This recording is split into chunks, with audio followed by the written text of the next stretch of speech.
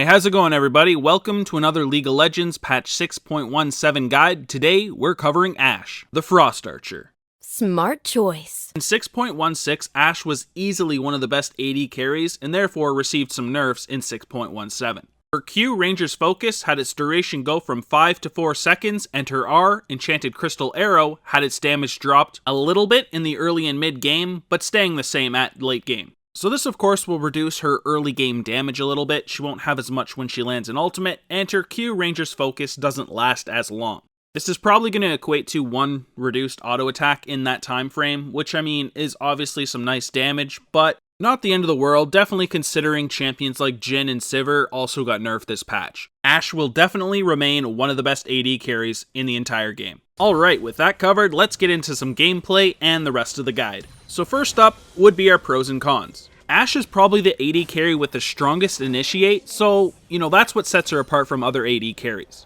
She's then even able to basically permaslow, assuming she has enough attack speed, due to her frost arrows. Since she doesn't really have any mobility, this still at least allows her to kite and peel for her teammates as well. With her volley, she's got great wave clear and poke, making her a relatively decent laner.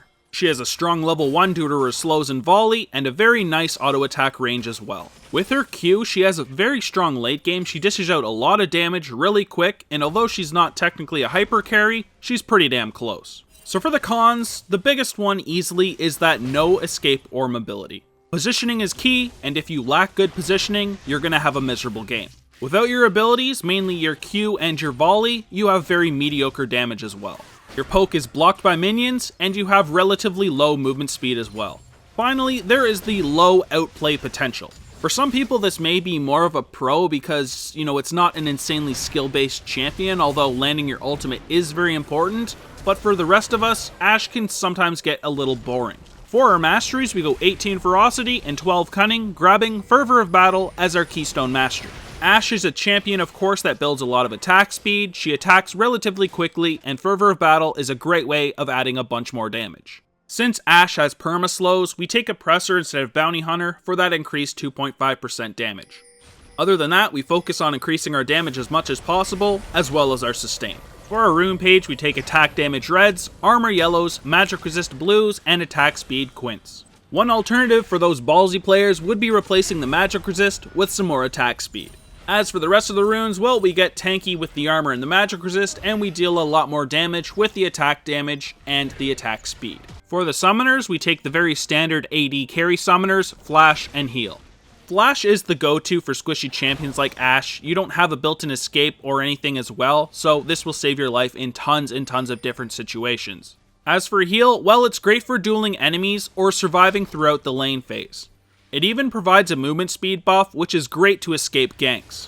Keep in mind as well that this ability has an AoE, so it's great to save your support as well if they get in a bad situation. Now for her abilities, starting with her passive, Frost Shot. So this of course is the ability that passively makes you slow. This is what you can use to keep stuff permaslowed when you have enough attack speed. If a target is then affected by Frost Shot, it deals extra damage based on your critical chance and critical damage. Now the weird thing about Ashe is her critical strikes no longer deal additional damage, instead they double the slow of Frost Shot. She still does a lot of damage because of Frost Shot dealing extra damage, but she doesn't actually have her crits go up in damage, but the increased slow makes kiting a breeze. Very, very solid passive. Next is her main source of single target damage, her Q, Ranger's Focus. Your basic attacks gain a charge of focus, and once you reach 4, you can activate the ability to consume them. You don't actually generate focus while the ability is active, however, the ability also has no cooldown. When you activate the ability, you gain bonus attack speed, and your attacks change into a flurry of 5 arrows. When you have this activated, Ashe still benefits from your passive, and on-hit effects only trigger once. At max rank, you can do 135% AD per flurry, and considering you can do that multiple times, it's a lot of damage, and this ability is great for that single target damage. Keep activating this when you can, and you become a monster in team fights. Now is your main source of wave clearing and poking, your W, Volley. When you activate this ability, Ashe fires 9 arrows in a cone shape. Enemies can be hit by more than one arrow, but unfortunately only take damage from the first. It's also fantastic for chasing and kiting, considering it applies the critical slow from your passive. You don't have to rely on any critical strike percentage, you just have to land a volley, and they will take an amazing slow. So here is your last basic ability, your E, Hawkshot. This ability has a charge system, and you're allowed a maximum of 2. This is an awesome ability for providing map vision for you and your teammates. It's got a global range and will show anything in a 1000 radius around the actual Hawkshot. You can use this both to provide yourself some vision in the lane phase by going up through river or jungle, or you can even scout Baron or Dragon for the enemy team. Last but not least, your ultimate, Enchanted Crystal Arrow. This is yet again an ability with a global range, which makes it great for sniping people across the map. When activated, she fires a projectile that will shatter on the first enemy champion hit. The champion hit will be stunned, and the duration depends on how far the arrow has traveled. This will be between 1 and 3.5 seconds. The surrounding champions will then also take half the damage and be slowed. So yeah, this ability here is what makes Ashe, Ashe. An AD carry that can actually initiate. It's a fantastic thing to have, and it's great for following up on CC to keep stuff chain CC'd. So here is your skill order. You want to take a point in your ultimate whenever you can, and then max your W first for its awesome poke and wave clear. You then follow up with your Q for its amazing single target damage, which actually turns into kind of AoE with your Runaans when you get one, and then your E for its vision. Just make sure you take one early point in your E at level 4, and you're pretty much fine. You don't have to worry about it till later. In the early game, you want to focus on last hitting as much as possible, and try to harass using your passive slow and your volley. You become really strong at level 2, but you have to stack up Ranger's focus first before going in for full-on engages. At level 4, take your Hawkshot. You can now start shooting it through the enemy jungle or river to look for ganks and provide information for your team as well. Then at level 6, you're going to want to look to engage with your support champion with your ultimate. If they have some form of crowd control, try to chain those together for really easy kills. On your first back, try to get a BF sword as your first item, and then go for either an Infinity Edge or a Runaan's Hurricane. In the mid game, keep farming up as much as possible using your Runaan's Hurricane and your volley. Make sure, however, you're not spamming your abilities too much and you have no mana. You always want to make sure you have at least enough for your ultimate. Make sure you're also buying vision wards whenever you have some extra money to provide extra vision. You are very immobile, and this can be the difference between life and death. Then of course, when you are level 9, make sure you grab that Farsight alteration so you have increased vision. Finally, if you are in a rough matchup and you're having trouble keeping yourself on a high health pool, make sure you buy a Vampire Scepter after your first core item for some added lifesteal. In the late game, look for targets to hit with your ultimate. An ultimate on the right target in the right situation late game can easily win you the game.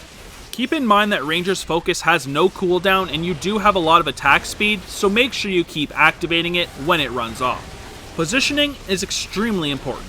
Champions like Zed and Fizz can get on top of you regardless of how strong your slow is.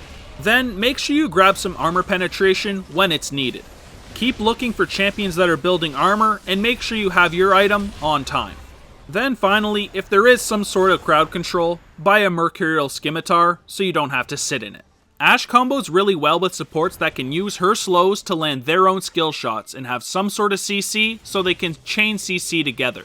So Brand is fantastic for this. His stun combo is a lot easier to land against slowed targets, and if he lands one of these combos with your perma-slows, it's pretty much dead. Zyra's strong for pretty much the exact same reason. She has great CC and it's much easier to land when Ashe provides some slows. These are just a couple of the offensive supports I enjoy playing with Ashe. There's many more, but these are my favorites. Ashe still has some great synergy with a lot of the defensive supports out there, considering she's so immobile and gankable. Janna is easily one of the best ones because she can keep you alive and mobile. She's able to disengage, slow, knock up, shield, add movement speed, and even heal. That's a lot of things for one champion to do. Now, even though she has all these defensive abilities, she's still able to add some damage with her shield, which adds some attack damage. This can be great for trading with the enemy. Soraka is another great support because she adds a ton of sustain with her heals.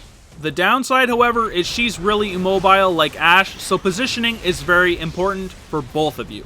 She then also adds a little bit of offense with her slow and can even chain with her root with your ultimate if you land it.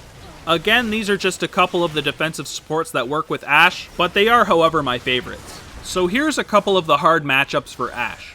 Coming in at number 1 is quite easily Vel'Koz. Since you lack mobility or a dodge, his poke can be really hard to deal with. If he lands a knockup or slow, this honestly can be enough to get you killed, depending on the AD carry he's partnered with. As for hard AD carries to deal with, in comes number 1, Jhin. You have to be insanely careful of his long-range root, his deadly flourish. Make sure you dodge this ability, don't get poked by dancing grenade bounces, and cancel his ultimate with your own. Zyra is then another hard support champion for Ashe to fight. Her long-range roots can catch you at all points in the lane phase, and if they do, this can often be enough to get you killed. They also have pretty decent range, so she can often zone you as well. Last here, we've got the item build, which starts with a Doran's Blade, Health Potion, and Warding Totem.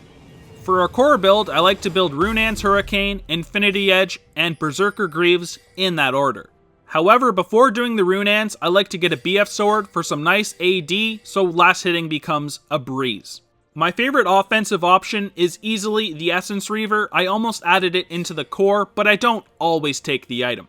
A bunch of cooldown reduction, some nice mana return, just a fantastic item. Then of course we have our armor penetration items, the LDR and the Mortal Reminder.